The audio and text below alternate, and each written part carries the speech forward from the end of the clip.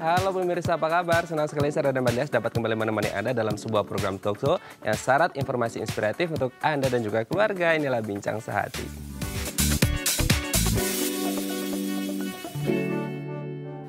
Ya, pemirsa, kanker merupakan salah satu faktor kesehatan utama yang sering terjadi di dunia dan angka penderitanya terus meningkat setiap tahun. Tidak hanya menyerang orang dewasa, kanker juga bisa menyerang anak-anak. Jadi baik orang dewasa maupun anak-anak sama-sama berisiko. Lalu apa itu kanker dan bahayanya? Inilah topik yang akan kita bahas hari ini, yaitu bahaya kanker. Namun sebelum kita membahas lebih dalam tentang bahaya kanker, salah satu pemicu kanker tidak hanya dari sisi fisik, tapi juga mental, yaitu stres. Nah, selanjutnya kita akan membahas beberapa mitos dan fakta seputar stres. Kita lihat yang pertama.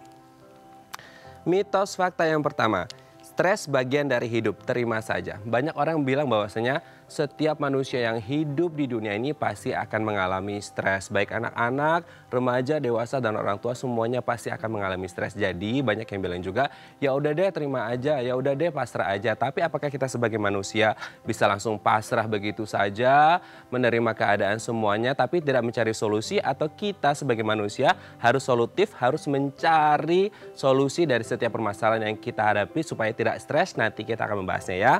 Oke, kita lanjut di mitos fakta yang kedua pemirsa.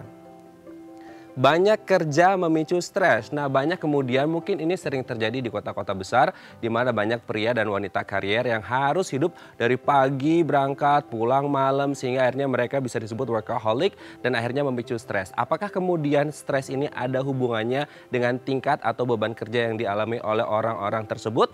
Nanti kita akan membahasnya ya. Oke, kita lanjut ke mitos fakta yang ketiga pemirsa.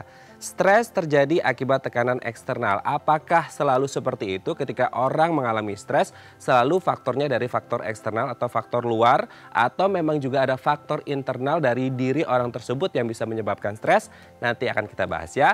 Oke, kita lanjut ke mitos fakta yang keempat pemirsa.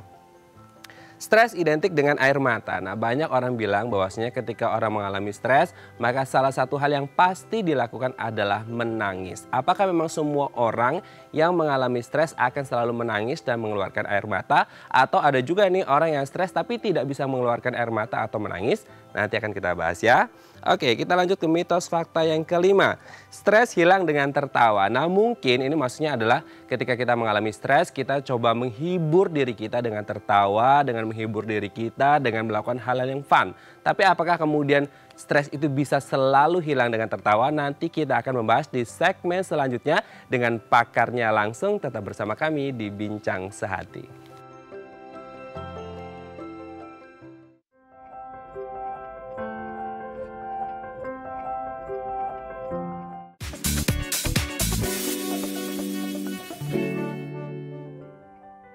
Baik, Anda masih bersama kami di Bincang Sehati dan kita masih membahas topik kita hari ini, yaitu bahaya kanker. Tapi di segmen sebelumnya tadi kita sudah membahas bahwa salah satu pemicu kanker adalah dari faktor mental, yaitu stres. Nah, kita akan membahas beberapa mitos dan fakta seputar stres dan kali ini telah terhubung bersama kami di sambungan Skype dengan Ros Patriani Dewi MPSI psikolog sekaligus dosen psikologi di Universitas Mercu Buana Yogyakarta. Kita langsung sapa. Halo, selamat pagi Kak Ros. Pagi Mas Raden. Apa kabar ini? Alhamdulillah baik. Alhamdulillah baik ya. Kak Ros, hari ini Mas kita... Raden juga kan?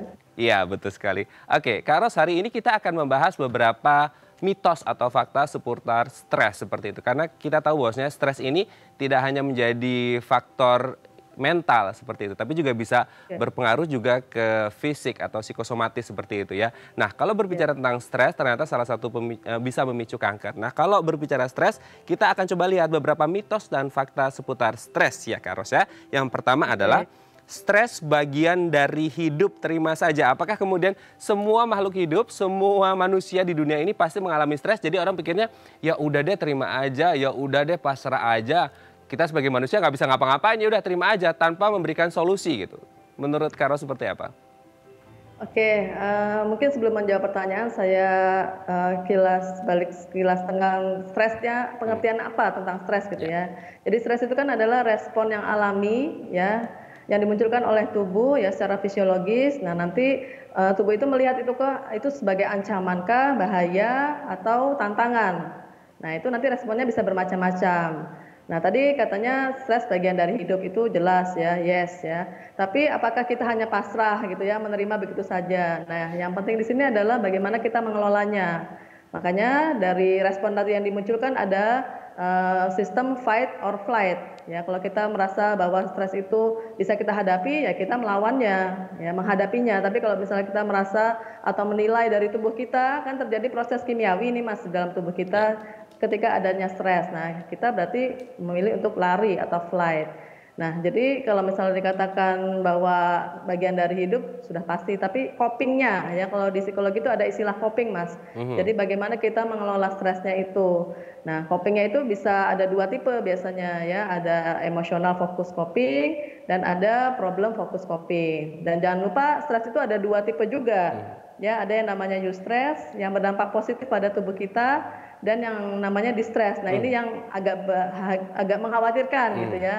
Kalau kita mengalami distress yang berkepanjangan, nanti bisa menimbulkan gangguan-gangguan psikologis, ya ada psikosomatis juga dan gangguan yang lain, atau bahkan depresi. Nah, kalau misalnya kita fokusnya untuk copingnya berdasarkan emosional fokus coping, nah itu biasanya gejala-gejala yang menyangkut emosi yang kita kelola. Misalkan kita kalau stres suka sedih gitu ya, murung dan lain-lain. Nah, itu yang dikelola itu di-manage adalah emosinya dulu. Tapi kalau yang problem fokus coping, nah ini kita mengelola bagaimana mencari solusi supaya stresornya tadi sudah bisa kita redam gitu ya, sehingga tidak menimbulkan stres yang berkepanjangan. Jadi ya betul bahwa bagian dari hidup kita, tapi kita harus kelolanya ya, jangan cuman kita diam saja atau kita pasrah saja. Oke, Gitu. berarti intinya akan selalu terjadi pada hidup stres itu, tapi tergantung dua Sangat. faktor, eustress atau distress. Kita menjadikan Ya. itu sebagai motivasi atau demotivasi seperti itu ya, Kak Ros Yes, ya? yes. Iya Oke. betul. Oke, kita lanjut ke mitos fakta yang kedua, Kak Ros. Banyak Oke. kerja memicu stres. Nah, biasa terjadi di kota besar, katakan Jakarta atau tempat tinggal Kak Ros sekarang di Jogja yang juga kepadatan orang-orang mobilitas bekerja ini menjadi Iya. salah satu pemicu stres juga? Oke, ini jelas fakta ya. Jadi ya tadi seperti Mas Raden bilang ya di kota-kota besar tuntutannya kan sangat tinggi Ya. ya. Orang merasa stres dengan macet aja udah stres. Belum kalau misalnya di tempat kerja ada deadline ya, para pejuang deadline itu kan pasti tambah stres lagi. Bahkan di Jepang ada fenomena namanya karoshi, Mas. Mhm. Ya, karoshi. Jadi bagaimana orang sampai mengalami kematian gara-gara kelelahan dalam bekerja. Dan ini fenomena angkanya semakin tinggi. Nah, ini sekali lagi tadi bagaimana kita mengelolanya, karena memang stres akibat kerja itu termasuk yang pemicu paling tinggi adanya stres yang berkepanjangan dan bahkan sampai kematian. Ada yang sampai bunuh diri kan, bahkan di Jepang yang paling banyak itu. Jadi benar-benar fakta memang sampai mengakibatkan burnout. Bahkan WHO menyatakan bahwa burnout syndrome itu adalah kelelahan akibat pekerjaan atau bekerja terlalu banyak, terlalu melelahkan gitu ya, sehingga dampak emosinya juga jelek ke tubuh kita, sehingga menurunkan imun kita juga kan, karena Mhm. stres kan juga melepaskan kadar hormon ya, ada kortisol yang disebut dengan hormon stres, sehingga dengan adanya kelelahan akibat kerja kita juga tidak bisa menciptakan work life balance kita ya, kita hanya fokus pada pekerjaan, jadi nggak seimbang kan, di dalam tubuh kita juga nggak seimbang secara fisiologis dan secara psikologis juga. Oke, berarti memang harus menyeimbangkan work life balance tadi ya. Ya, itu penting ya. Pekerjaan dan kehidupan juga harus balance supaya tidak terjadi stres gitu. Boleh kerja, tapi kalau bisa pas weekend ketemu keluarga atau setidaknya short escape gitu, kemana gitu ya untuk liburan. Tapi masa pandemi ini kayaknya liburannya versi yang virtual Nah, dulu itu. ya. Oke, Kak Ros, kita lanjut ke mitos fakta yang ketiga. Stres terjadi akibat tekanan eksternal. Apakah selalu tekanan eksternal atau ada faktor internal juga nih, Kak Ros? Nah, ini mitos ya. Mhm. Karena stres itu tidak hanya dipicu dari faktor eksternal, tapi juga dari faktor internal. Mhm. Apa sih yang ada dalam internal kita? Ya misalnya nih, karakter kepribadian kita yang tipe A. Ada Mhm. tipe A, ada tipe B, Mas. Jadi Mhm. kalau tipe A itu orangnya suka kemerungsung gitu ya, kalau orang Mhm. Jawa bilang, tergesa-gesa, kompetitif. Ya, pengennya tuh semua serba cepat sehingga toleransi stresnya juga menjadi tinggi. Mhm. Ya, beda dengan yang tipe B yang orangnya easy going ya. Jadi lebih rileks. Nah, itu kepribadian. Kemudian kalau kita mengalami kekurang sempurnaan dalam tubuh kita, ya misalnya fisiknya merasa kurang sempurna, itu juga memicu stres juga. Dan bahkan yang paling utama yang sering terjadi adalah karena sakit yang berkepanjangan. Ya, ada sakit kronis. Nah, itu bisa menimbulkan stres bahkan sampai depresi dan sampai bunuh diri juga kan akibat penyakitnya tidak kunjung sembuh.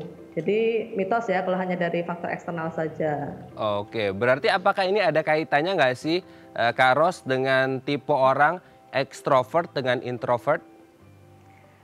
Bisa juga, tapi lebih ke tadi tipe A dan tipe Oh, tipe B sih oke. kalau misalnya di pekerjaan. Tapi kalau misalnya secara umum, ya kalau ekstrovert kan orangnya lebih easy going ya, kalau Mhm. introvert kan dia lebih memendam, menarik diri. Itu juga toleransi stresnya mungkin lebih rendah sih kalau yang tipe introvert dibanding yang ekstrovert. Oke. Kita lanjut ke mitos fakta yang selanjutnya Kak Ros. Stres Oke. identik dengan air mata. Nah biasanya ini selalu kita menganggap bahwasanya orang yang stres itu akan selalu nangis, akan selalu berurai air mata. Tapi ternyata ada nggak sih yang orang yang stres tapi dia nggak bisa ngeluarin air mata gitu? Oke. Nah, kalau menurut saya justru orang yang stres itu kan tadi kelebihan energi ya. Mhm. Kalau kita lihat lagi di proses biologis yang terjadi dalam tubuh kita ketika kita stres.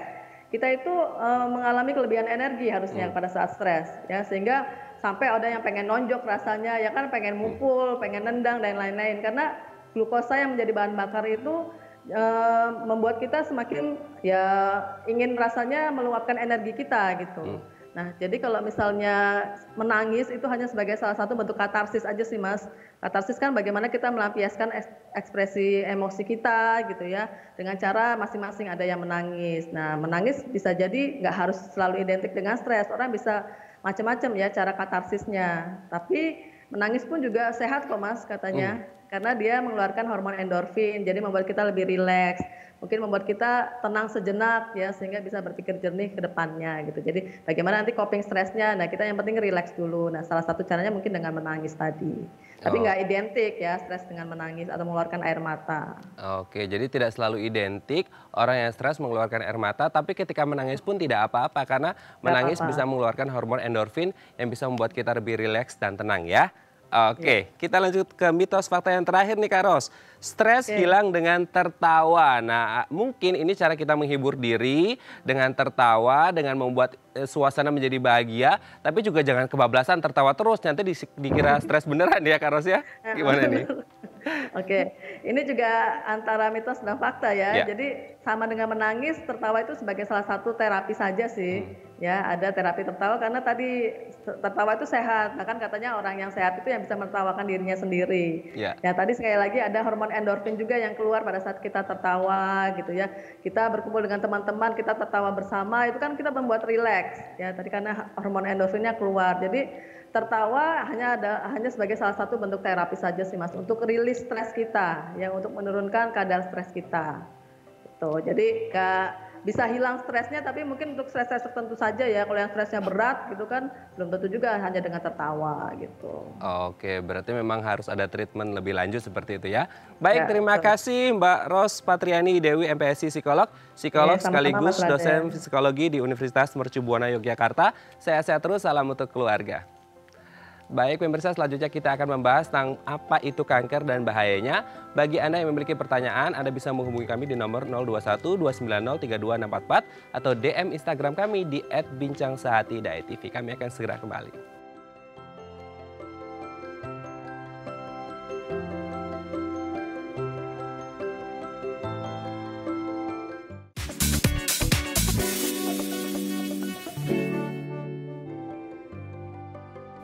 Baik, Anda masih bersama kami di Bincang Sehati dan kita masih membahas topik kita hari ini yaitu bahaya kanker. Bagi Anda yang memiliki pertanyaan, Anda bisa menghubungi kami di nomor 021 290 32644 atau DM Instagram kami di @bincangsehati.tv. Dan telah hadir bersama kami di studio Bincang Sehati Dr. Bayu Aji SPBK Onkologi, spesialis bedah dan konsulen onkologi dari Mayapada Hospital Tangerang. Kita langsung sapa, selamat pagi Dr. Bayu, apa kabar? Selamat pagi Mas Raden. Oke, sudah beberapa kali Bincang Sehati juga ya? Iya, Oke. udah.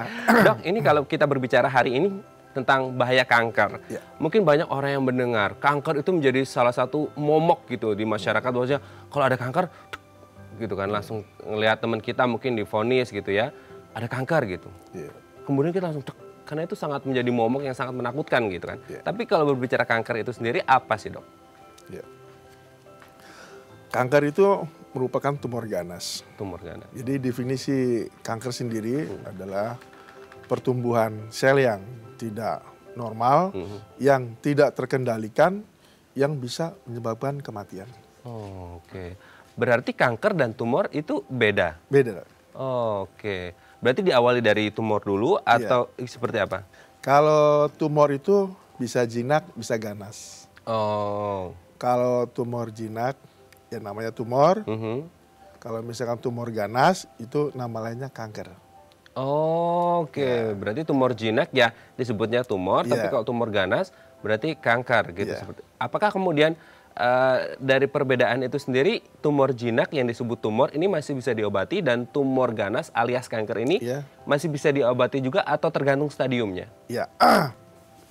Jadi kalau tumor jinak itu biasanya kita obatin dengan cara lakukan tindakan operasi, diangkat. Selesai dioperasi, lukanya sembuh ya udah selesai. Oke. Tapi kalau misalkan kanker atau tumor ganas, itu dia biasanya terapinya itu kombinasi. Kombinasi. Ya, operasi atau kemoterapi atau dengan radiasi.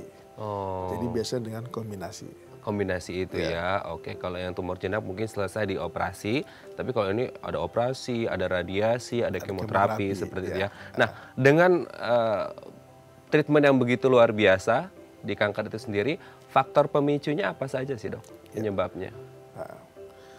Faktor pemicu dari kanker itu sebenarnya dibagi menjadi dua. Yang satu faktor internal, yang dua faktor eksternal. Yang faktor internal itu karena faktor genetik. Oh, genetik. Ya, genetik diturunkan. Jadi ada kelainan di level DNA, kelainan genetik, terjadi mutasi genetik yang akhirnya menjadi sel yang abnormal, yang permanen. Itu yang dari faktor genetik. Sedangkan kalau dari faktor eksternalnya, itu biasanya terjadi karena radiasi atau karena paparan dari zat kimia atau karsinogen, atau bisa juga karena virus, ya, atau juga bisa dari tadi zat kimia itu atau ultraviolet, radiasi. Oke. Ya. Berarti kalau dari keturunan, kalau berawalnya dari DNA, setahu saya orang awam adalah ketika DNA itu kan akan berlanjut terus nih dok, dari orang tua ke anak ke cucu ke generasi selanjutnya. Berarti akan selalu ada atau sebenarnya bisa diputus itu dok? Ya, tidak semuanya diturunkan ya. Jadi tergantung nanti seandainya dari orang tua atau bapak ibu tuh mempunyai kelainan genetik keganasan, maka nanti dia akan mempunyai faktor resiko lebih besar. Anaknya terjadi keganasan juga. Tapi kalau misalkan salah satu ada yang resiko keganasan, salah satu ada yang memiliki riwayat keganasan atau satunya enggak, tentu lebih kecil. Jadi intinya kalau di keluarga ada riwayat keganasan, biasa diturunkan. Tapi enggak semua anaknya itu mengalami keganasan, enggak semuanya. Tapi pasti akan ada salah satunya atau seperti apa? Ya, itu kan muncul, ya kan itu. Dan jenisnya biasanya nggak sama dengan keganasan pada orang tua. Nggak selalu sama. Nggak selalu sama. Ya, bisa sama atau bisa enggak. Gitu. Tapi itu pengaruh ke imun sistem tubuh si anak juga nggak sih dok? Maksudnya ketika dia menjadi tumbuh dewasa kan mungkin ada bibitnya tadi kan dari orang tua, mungkin ada bibitnya gitu. Nah kemudian ketika bertumbuh dewasa, imun sistem si anak ini, katakanlah si A sama si B, ternyata si A ini imun sistemnya lebih baik dengan pola hidup sehat yang lebih baik mungkin katakan dari si B. Berarti apakah si A ini lebih minim resiko dibandingkan yang di B? Iya, bisa. Jadi sistem imun itu berpengaruh, ya kan? Kalau si anak sistem imunnya bagus, tentu dia akan lebih sehat ya, akan lebih terhindar dari kanker dibandingkan mereka yang sistem imunnya nggak bagus. Gitu. Jadi intinya kalau orang tua dari bapak atau ibu atau keduanya ada riwayat keganasan, maka dia akan diturunkan. Ya, tapi nggak selalu semua anaknya ada, ya nggak semuanya. Oke, itu kalau dari faktor internal. Kalau faktor eksternalnya tadi ada beberapa. Salah satunya radiasi. Radiasi seperti apa sih dok yang kemungkinan bisa memicu kanker juga? Ya, misalkan radiasi, misalkan kena sinar ultraviolet atau sinar X ya, atau radiasi dari paparan dari X-ray, ya kan? Tuh, itu bisa memicu keganasan atau radiasi dari kayak dulu tuh ada kejadian Chernobyl, Iya, ya kan? nuklir ya. Atau bom atom di Hiroshima, Nagasaki. Nah, itu kan ada radiasinya tuh. Itu bisa terpapar terjadi keganasan. Oh, oke. Kalau tadi ultraviolet itu berarti kan dari sinar matahari? Matahari, ya. Oh, di jam berapa sih, Dok, yang biasanya sinar matahari itu agak berbahaya untuk kita? Saya juga sering dengar ketika kita terpapar sinar matahari yang terlalu berlebih katanya bisa kena kanker kulit gitu. Ya, jadi sinar matahari atau ultraviolet, kan sinar matahari mengandung ultraviolet tuh. Jadi biasanya di atas jam 10 sampai di bawah jam 3. Oh. Ya kan? Karena di atas jam 10 sampai jam 3 itu ada ultraviolet yang dia akan merusak sistem pelindung dalam kulit atau ada UVA, ultraviolet A, ultraviolet B, ya kan? Nah, itu yang akan merusak sistem kekebalan di kulit dan dia akan terjadi proses keganasan. Tapi tentunya terpaparnya harus sering. Oh, Kalau rutin, kita continuous, kalau tidak kita nggak sering nggak apa-apa. nggak apa-apa, jangan parno Sehat, gitu ya. Iya, gitu. Misalkan yang terpapar sering itu pada apa? Misalkan pada pekerja lapangan mungkin? Pekerja lapangan, nelayan, ya kan? Nelayan yang seharian di laut, ya kan? Itu dia bisa karena terlalu sering kena paparan sinar matahari, ya bisa tuh terjadi keganasan pada kulit. Atau pada petani yang di sawah yang nggak pakai topi, yang terbuka seperti itu kan bisa itu. Lalu Dan terus-menerus. Lalu antisipasinya seperti apa kalau mereka mau tidak mau harus bekerja di lapangan ini? Ya biasanya kalau misalkan petani apa nelayan biasanya pakai topi tuh, pakai topi atau pakai semacam penutup muka yang kelihatan. Matanya aja, ya kan? Itu. Jadi mengurangi ya terjadinya paparan. Nah, meminimalkan risiko. Oke ya. Kalau berbicara tentang kanker dari faktor internal dan eksternal tadi sudah dijelaskan. Nah, kalau kanker sendiri, kalau tumor kan ada dua, tumor jinak disebut tumor ganas disebut kanker. Kalau kanker sendiri ada jenis-jenisnya atau sub-subnya lagi nggak sih, Dok? Iya, kanker sendiri sebenarnya dibagi menjadi dua bagian besar.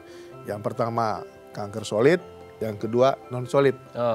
Kanker solid itu kanker yang padat, ya kan? Seperti misalkan kanker otak, kanker kelenjar getah bening, kanker tulang, itu kanker yang solid. Kanker hati, kanker paru, itu kanker solid. Satu lagi yang non solid. Non solid itu misalkan leukemia. Kanker sel darah putih, itu leukemia seperti itu. Oke. Nah, berarti itu juga pemicunya masih sama juga? Sama, iya. Pemicunya sama. Cuma kenapa akhirnya akan berbeda ketika masuk ke dalam tubuh, dampaknya menyerang beberapa organ yang berbeda itu apa, Dok? Ya, karena begini, kanker sendiri itu kan dampaknya kan yang pertama tergantung jenisnya ya. Misalkan kalau kanker di otak, ya kan, kanker ganas di otak ya bisa menyebabkan gangguan koordinasi di otak, gangguan kesadaran, ya kan, kemudian gangguan penglihatan. Ada juga misalkan kanker di bola mata, sama juga tuh, bisa terjadi penonjolan bola mata, gangguan penglihatan atau mata berdarah, ya kan, mata merah, atau misalkan pada kanker tulang, ya kan? Nah, itu bisa menyebabkan rasa nyeri, sakit di daerah tulang yang terkena, kemerahan, timbul bengkak, pasien nggak bisa duduk, nggak bisa jalan, ya kan? Jadi pada intinya kanker itu akan mengganggu yang pertama proses metabolisme di hati, metabolisme pencernaan, gangguan di pernapasan, gangguan di koordinasi di otak, atau kalau pada anak gangguan di tumbuh kembang, ya kan, gangguan di organ reproduksi, ya, yang akhirnya kalau sudah mencapai titik tertentu bisa menyebabkan kematian pada anak. Oke dok, ini sudah ada DM dari Instagram salah satu pemirsa. Ya. Ada yang menanyakan bagaimana cara mendeteksi kanker usus besar dan tanda-tandanya seperti apa? Kanker usus besar, ya. Kanker usus besar itu biasanya dia mempunyai gejala, misalkan BAB darah, BAB darah. ya BAB campur darah, atau BAB campur lendir. Darahnya bisa warna merah segar, Oh. atau bercampur lendir, ya kan. Kemudian yang kedua, di perutnya teraba benjolan, ada benjolan. Oh. Bisa di sisi perut sebelah kiri, atau di sebelah kanan, atau di atas, ya kan. Kemudian gejala yang lainnya, gangguan nafsu makan. Oh. Pasien nggak mau makan, bawahnya mual, muntah. Kemudian berikutnya terjadi gangguan berat badan. Oh. Jadi berat badan turun secara Menurunkan drastis. berat badan ya, berarti ya. Misalkan dalam 3 bulan bisa turun 10 kilo apa 20 kilo, ya kan. Kemudian gangguan di fungsi hati, jadi pasien terlihat warna kuning, pucat, ya. Yang biasa orang kata liver itu bukan? Ya, liver, ya kan. Itu, atau HB-nya turun, karena dia nggak mau makan kan, nggak mau minum, ya jadi HB-nya turun, atau terjadi karena perdarahan, ya kan, dari saluran pencernaan, ya kan, jadi HB-nya turun. Ya, terus pasien secara keseluruhan terlihat lebih tua dari usianya. Oh. Ya, gitu. Oke, kalau kerontokan rambut juga menjadi salah satu akibatnya? Bisa, ya. Oh. Karena itu juga terjadi kerusakan di kulit, ya kan. Ya, artinya dia bisa mengganggu kesuburan di rambut. Tapi kalau berbicara tentang tadi, ketika BAB ada darah segar seperti itu, kan tidak semua orang akan melihat ketika orang BAB, dok. Yeah. Tapi masalahnya adalah, apakah ketika tidak melihat, orang itu akan merasakan ada sesuatu yang terjadi dengan BAB-nya mereka? Ya, biasanya pasien yang bersangkutan akan merasakan BAB-nya nggak lancar.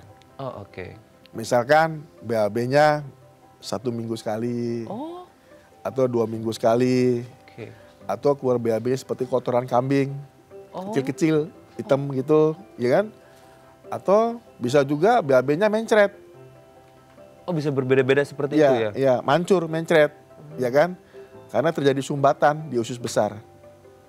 Sehingga dia yang keluar tuh yang cair, jadi mencret. Oh. Kalau keluarnya padat, biasanya dalam bentuk seperti kotoran kambing, hitam, kecil-kecil.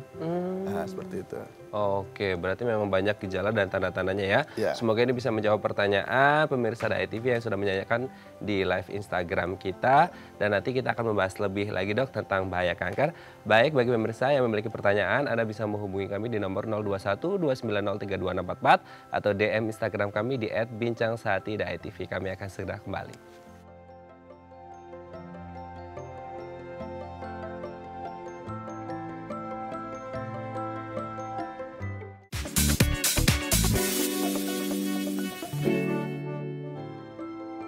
Baik, Anda masih bersama kami di Bincang Sehati dan kita masih membahas tentang topik kita hari ini yaitu bahaya kanker. Bagi Anda yang memiliki pertanyaan pemirsa, Anda bisa menghubungi kami di nomor 021 290 32644 atau DM Instagram kami di @bincangsehati.tv. Masih bersama kita semuanya Dr. Bayu Aji, SPBK Onkologi, spesialis bedah dan konsulen onkologi dari Mayapada Hospital Tangerang. Kita kembali lagi ke Dr. Bayu. Dok, ini kalau berbicara tentang kemarin kan 23 Juli kita memperingati Hari Anak. Nah, kalau berbicara tentang kanker pada anak sendiri, kan kita sering melihat juga anak-anak banyak yang mengalami kanker seperti itu. Kanker apa sih dok yang biasanya terjadi pada anak? Kanker yang sering terjadi pada anak itu biasanya 1 leukemia, kedua retinoblastoma, ya, ketiga osteosarkom atau kanker tulang, yang keempat itu limfoma atau kanker kelenjar getah bening, atau yang berikutnya itu karsinoma nasofaring, kanker antara rongga hidung sama tenggorokan. Oke. Itu faktor pemicunya kan tadi ada kita bahas internal dan eksternal. Kalau internal kita sudah tidak bisa otak-atik karena itu genetik ya dok ya. Tapi kalau dari faktor eksternal juga sama? radiasi, karsinogen, seperti itu juga Ya, sama ya? sama ya. Oh, pemicunya antara orang dewasa dan anak-anak sebenarnya sama ya? Sama ya. Oh, sama, tidak ada beda seperti Tidak itu ya. ada. Lalu kalau anak-anak dengan kanker, beberapa Ya. kanker tadi itu mempengaruhi tumbuh kembang si anak nggak sih, Dok? Ya. Kanker yang tadi disebutin itu tentunya sangat mempengaruhi tumbuh kembang anak. Karena kanker itu akan mempengaruhi sistem pencernaan, sistem pernapasan, sistem metabolisme tubuh, penggangguan imunitas, daya tahan tubuh, ya kan? Jadi dengan segala yang tadi disebutin tentu akan mempengaruhi tumbuh kembang anak. Misalkan anak jadi nggak mau makan, tampak lesu, lemah, nggak mau bergerak, ya kan? Sehingga tentu dia akan tampak lebih kecil. Jadi terjadi gangguan pertumbuhan pada tubuh si anak. Dan perkembangannya pun tidak sama. Kalau misalkan dia menderita kanker otak, tentu akan mempengaruhi fungsi kognitif atau betul. pertumbuhan otaknya. Gitu. Jadi tentu sangat berpengaruh ke pertumbuhan dan perkembangan anak. Oke, lalu kalau anak-anak dengan kanker ini juga pengobatannya sama dengan yang dewasa. Tadi ada kemoterapi, radiasi, dan juga operasi berarti ya? Ya, tentu pada anak dan dewasa, kalau anak tentu agak berbeda ya. Secara keseluruhan sih kanker itu pengobatannya tadi disebutin operasi, kemoterapi, dan radiasi. Tapi tentu kalau pada anak ada beda, karena pada anak kita harus mempertimbangkan juga fungsi untuk tumbuh kembangnya, ya kan. Kemudian yang kedua perkembangan organ reproduksinya. Yang berikutnya juga dia mesti pikirkan bahwa waktu yang akan ke depan bagaimana nih, kan terus bertumbuh nih anak itu kan, tentu akan berpengaruh ke waktu yang ke depannya. Gitu. Oke, karena memang ngomongin tentang masa depan si anak itu ya. Karena kalau orang tua mungkin ya sudah lah gitu. Sudah, Tapi sudah kalau aja kan, kalau anak kan terus bertumbuh, terus kembang. Betul. Nanti ke depannya kan tentu harus dipikirkan juga. Gitu ya. Tapi dari 3 yang tadi pengobatan itu yang paling disarankan duluan untuk dilakukan apa sih, Dok?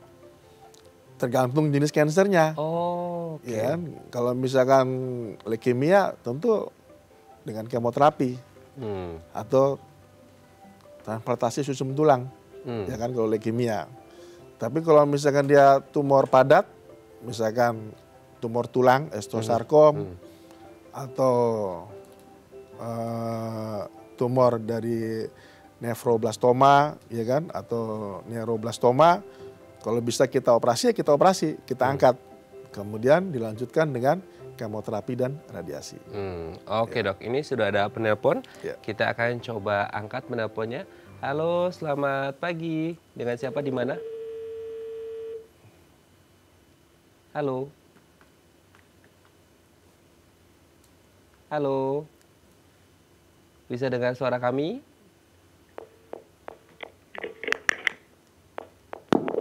Halo.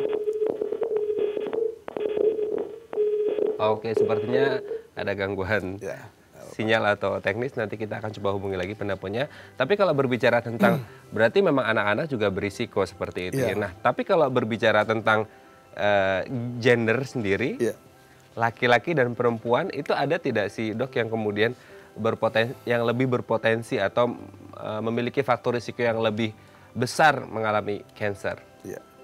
Sebenarnya kalau dari segi gender nggak berbeda jauh ya. Laki-laki cuma beda sedikit lah, kira-kira 53%. Jadi bedanya nggak jauh dengan yang perempuan. Oke, berarti Ya, kalau dari sisi lah, ya. dari sisi gender tidak begitu berbeda lah ya. Masing-masing punya faktor risiko tersendiri ya. Oke, kita coba hubungi lagi penelpon kita, Dok. Halo, selamat pagi. Halo, selamat pagi. Oke, dengan siapa di mana, Ibu? Aldo di Bogor. Oh, oke, Bu Aldo di Bogor, silakan. Oke, Dok, jadi ada sahabat dekat saya divonis kanker darah. ya, yang ingin saya tanyakan, sebenarnya seberapa cepat sih kanker darah itu berkembang, Dok? Dan sebagai orang dekatnya, sebaiknya tuh saya harus bersikap bagaimana ya? Karena belakangan ini teman saya jadi kurang semangat gitu, Dok. Oke, sudah melakukan pengobatan temannya Bu Aldo? Sudah. Jadi Oh. ya mungkin cerita dan belakangan ini jadi kurang semangat gitu. Oke, ada yang ditanyakan dok? Ya. Sudah jelas dok? Ya. Oh, kalau sudah jelas kita coba jawab. Terima kasih Bu Aldo, kita akan coba jawab. Ya, Jadi silakan, Dok. kalau pada kanker darah pada anak ya, tentu ada spesialis yang lebih kompeten, yaitu spesialis anak konsultan onkologi. Tentu beliau yang lebih kuasain pada kanker darah itu, atau dengan kata lain leukemia ya. Leukemia. Ya, leukemia sendiri memang sering menimbulkan gangguan, misalkan gangguan perdarahan, ya kan, gampang berdarah, berat badan turun, pucat, lemas, nyeri pada tulang. Itu tentu akan mempengaruhi tumbuh kembang dari si anak, dan itu akan membuat orang tua jadi khawatir. Bagaimana yang seharusnya orang tua lakukan? Sebaiknya anak dibawa konsultasi ke dokter spesialis anak konsultan onkologi. Oke. Ya, kalau kita di Jakarta tentu ada di RCM atau di Rumah Sakit Kanker Darmais. Oh, oke. Ya. Tapi kalau dari tadi kan disebutkan tidak semangat seperti itu. Yang kemudian berarti itu juga berpengaruh ya dok ya, ketika dia tidak semangat karena sudah divonis seperti itu, akhirnya itu juga bisa berpengaruh ke faktor kesehatannya orang tersebut nggak sih? Iya, berpengaruh. Ya, hampir setiap orang yang udah divonis kanker tentu akan down, akan merasa sedih, hopeless, ya kan. Kita nggak boleh putus asa dengan itu. Tetap harus berusaha, karena biar bagaimanapun Tuhan itu, Allah itu tidak akan memberikan menguji hambanya, ujian ya, atau di luar cobaan kemampuan ya. Di luar kemampuan umatnya. Oke, berarti tetap semangat ya. Tetap semangat ya Ibu ya. Untuk Ibu Aldo yang ada di Bogor, ya. Siapapun yang mengalami kanker darah tadi, semoga tetap semangat dan semoga cepat sembuh ya. Ya. Terima kasih Bu Aldo. Nah, kalau berbicara, mungkin ada hubungannya dengan Bu Aldo tadi. Ketika deteksi sedari dini itu bisa meminimalkan risiko dari kanker itu sendiri nggak sih dok? Iya, deteksi dini maksud pada anak ya. Deteksi dini pada anak sebenarnya sangat bisa mempengaruhi angka pada anak ya, kesembuhan pada anak. Biasanya deteksi dini itu dilakukan sebelum anak dilahirkan. Ya, misalkan dengan membuat program kehamilan secara matang, ya kan. Kemudian yang kedua, orang tua menghindari konsumsi alkohol atau paparan asap rokok atau merokok. Yang kedua, menghindari paparan radiasi. Terus yang ketiga, melakukan deteksi dini pada kehamilan. Jadi dengan pencegahan seperti itu, diharapkan kita bisa mengurangi atau mengetahui lebih dini keganasan pada anak. Oh, oke. Tapi kalau berbicara tentang pengobatan, treatmentnya itu kan ada stadium-stadiumnya ya dok ya? Iya. Nah, banyak orang bilang katanya kanker masih bisa diobati, tapi sebelum masuk stadium berapa gitu. Nah, apakah pertanyaannya di stadium berapa sih dok orang bisa ya menyembuhkan lah gitu, sembuh kankernya? Atau memang setiap stadium pasti bisa disembuhkan tapi dengan hal-hal atau pengobatan tertentu? Ya. Emang di kanker sendiri kan ada bermacam-macam stadium. Ada stadium 1, stadium 2, stadium 3, stadium 4. Yang paling ringan itu stadium 1. Stadium 1 itu angka kesembuhannya bisa mencapai 98-99%. Oke. Ya, itu stadium 1. Stadium 2 tentu lebih turun lagi ya. Sekitar 70 apa 80%. Stadium 3 lebih turun lagi. Sekitar 40-50%. Stadium 4 angka kesembuhannya atau survival life-nya lebih turun lagi, turun lagi. kurang lebih di bawah 20%. Oke. Jadi dalam hal ini penting untuk melakukan deteksi dini. Deteksi dini. Dengan deteksi dini kita akan bisa mengobati pasien sampai mencapai angka kesembuhan 98% atau 99%.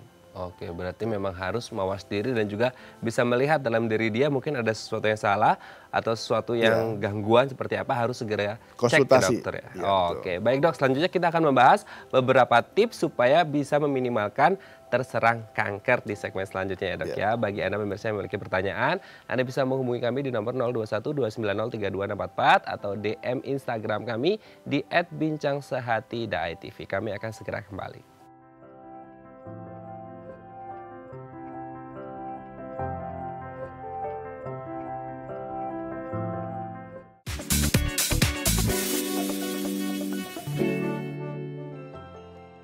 Baik, Anda masih bersama kami di Bincang Sehati dan di segmen kita yang terakhir kali ini kita akan membahas beberapa tips untuk meminimalkan terkena penyakit kanker. Dok, kita akan membahas beberapa tips, diantaranya kita lihat tips yang pertama. Kendalikan berat badan. Nah, ini mungkin bukan hanya di kanker saja ya dok ya, tapi di berbagai penyakit juga kita harus mengendalikan berat badan kita. Mulai dari mungkin konsumsi makanan sehat atau olahraga, apakah ini juga berpengaruh? Kalau lebih spesifik ke kanker, ini juga berpengaruh dok? Oh iya, tentu sangat berpengaruh. Dengan berat badan yang ideal, tentu akan mengurangi terjadinya risiko keganasan. Bagaimana cara mencapai kendali berat badan yang bagus? Yang pertama, hindari makanan yang berlemak, kemudian banyak makan sayuran, buah-buahan, ya, sehingga kemudian minum air putih yang cukup, ya 2-3 liter kalau orang dewasa, ya, istirahat yang cukup, olahraga teratur, ya, kemudian kendalikan stres. Nah, berarti stres itu juga betul adanya ketika tadi mungkin di segmen kedua kita membahas mitos dan fakta, ada hubungannya stres dengan penyakit kanker juga karena itu bisa menjadi psikosomatis dari pikiran jadi sakit fisik gitu ya dok ya? Ya sebenarnya nggak secara langsung ya. Jadi kalau misalkan orang yang stres, ada yang larinya ke merokok, ada yang larinya ke alkohol, ada yang larinya ke makan sehingga berat badannya besar, ya kan? Ya kalau kita sama-sama tahu kalau larinya ke merokok ya bisa terjadi kanker, ya kan? Pada paru-paru atau pada rongga mulut atau hidung. Kalau dia larinya ke alkohol tentu bisa menimbulkan keganasan pada hati atau pada organ pencernaan. Oke. Berarti kalau di sini ini menjadi salah satu yang kalau konsumsi makanan orang dengan obesitas juga berarti berisiko besar. Berisiko besar. Misalkan pada keganasan di payudara kalau orang dewasa. Berat badan yang berlebih itu bisa memicu atau faktor resiko jadi keganasan pada payudara. Oke. Kita lanjut ke tips yang kedua, dok. Batasi paparan sinar matahari. Nah, tadi kita sudah bahas. Itu bagaimana? Berarti memang benar-benar ya? Harus dibatasi. Ya, karena pada sinar matahari itu kan ada ultraviolet A, ultraviolet B, UVA, UB, UVA, UB, ya kan? Nah, itu pada matahari yang di atas jam 10 atau di bawah jam 3 itu akan mengganggu sistem kekebalan yang ada di kulit. Jadi kalau dia terpapar secara terus-menerus, ya kan, berlangsung lama tanpa ada pelindung, misalkan dengan payung, apa dengan topi, atau dengan kain, atau dengan sunblock, apa, ya itu bisa terjadi keganasan pada kulit, terutama di daerah wajah, di daerah punggung, ya kan, di daerah punggung tangan itu yang terpapar langsung dengan sinar matahari, itu bisa terjadi keganasan. Kanker ya. Oke, kita lanjut selanjutnya. Stop rokok dan minuman beralkohol. Nah, baru saja kita bahas ya dok ya. Berarti ini menjadi salah satu hal yang dilakukan ketika mungkin mengalami stres, akhirnya larinya ke sini seperti itu ya. Oke, kita lanjut ke tips selanjutnya. Konsumsi teh hijau. Nah, ini juga bagus ya dok ya untuk kesehatan. Ya, bagus. Teh hijau itu bagus untuk fungsi pencernaan di dalam tubuh kan. Ya itu. Jadi dengan konsumsi teh hijau itu akan mengurangi terjadinya resiko keganasan. Tapi saya belum tahu nih itunya, belum ada ilmiahnya. Oh, ya belum kan? aja uji klinisnya Ya, seperti itu mungkin ya. belum ada uji klinisnya. Oke. Tapi umumnya orang kalau minum konsumsi teh hijau Intinya merasa- baik untuk kesehatan ya. Ya. Oke, yang terakhir dok, pola istirahat yang baik. Nah ini menjadi satu hal yang mungkin masalah di kota-kota besar ketika kita mungkin tidak punya banyak waktu untuk istirahat. Istirahat yang baik itu seperti apa? Ya. Istirahat yang baik itu adalah paling tidak kita tidur ya. Kalau kita orang dewasa itu sekitar 6 sampai 8 jam sehari. Oke. Tidur cukup ya. Jadi apa artinya dengan tidur, dengan istirahat yang cukup itu akan terjadi reproduksi pada sel-sel di otak, di tempat lain, di fungsi pencernaan, sehingga dia diberi waktu untuk istirahat. Oke, berarti memang pola istirahat yang baik, tidur yang cukup, dan pikiran yang damai, tidak Yang stres. damai, rileks, Ya, tidak stres. Ya. tidak, semoga tidak terjadi kanker. Ya. Terima kasih Dr. Bayu sudah hadir di Bincang Sehati. Semoga kita semua terbebas dari yang namanya kanker ya dok ya. Amin. Terima kasih. Baik pemirsa, bagi Anda yang memiliki kritik dan saran, Anda bisa menghubungi kami di nomor 0889 8100 5000 atau juga bisa follow media sosial kami di @bincangsehati.id. Saya Raden Madlias pamit, sampai jumpa dan selamat beraktivitas.